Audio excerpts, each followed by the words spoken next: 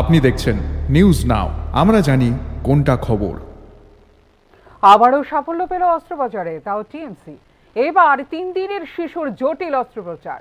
ফের শিশুর অস্ত্রোপচারে সাফল্য পেল হাপারিয়া মেডিকেল কলেজ হাসপাতাল। ডক্টর অনিরুদ্ধ বসাকের নেতৃত্বে আসে এই সাফল্য।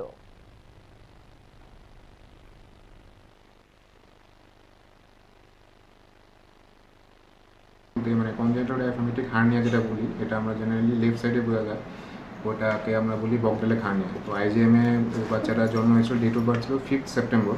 ওইখানে পেডিয়াট্রিশিয়ানরা দেখে এক্স রে করে বলেছে যে ওটা হয়তো কনজেনিটাল ডায়াফ্রাগমেটিক হার্নিয়া হতে পারে। তো এটা করে বাচ্চাটা রেসপিরেটরি ডিস্ট্রেস ছিল যখন হয়েছিল, তখন বাচ্চাটাকে এনআইসিউতে এডমিশন ছিল, বাচ্চার আইজিএমে এনআইসিউতে এডমিটেড ছিল বাচ্চাটা। ওখান থেকে এক্স রে দেখে আমাকে রেফার করা হয় suspected case of congenital diaphragmatic hernia right সাইডে। তো যখন আমার কাছে এলো এখানে হাঁপানিয়াতে, তখন এক্স রে দেখে তো আমি শিওর 100%, 99% শিওর ছিলাম যে রাইট সাইডের ডায়াফ্রাগমেটিক হার্নিয়া, যেটাকে আমরা বলি মরগাগনিক hernia, which is very rare. তো এটা একটা রেয়ার কেস যেখানে রাইট সাইডে সব উঠে গেছিলো। রাইট সাইডের ইন্টেস্টিনাল মানে অ্যাবডোমিনাল কন্টেন্ট, যেরকম লিভার, ইন্টেস্টাইন, সব কিছু ডান দিকের ফুসফুসে উঠে গেছিলো, এবং ডান দিকের যে লাংটা ছিল এটা খুব হাইপোপ্লাস্টিক, খুব ছোটো ছিল। তো তার জন্য বাচ্চার শ্বাস নিতে কষ্ট হচ্ছিল, সাইনোটিক স্পেল হচ্ছিল।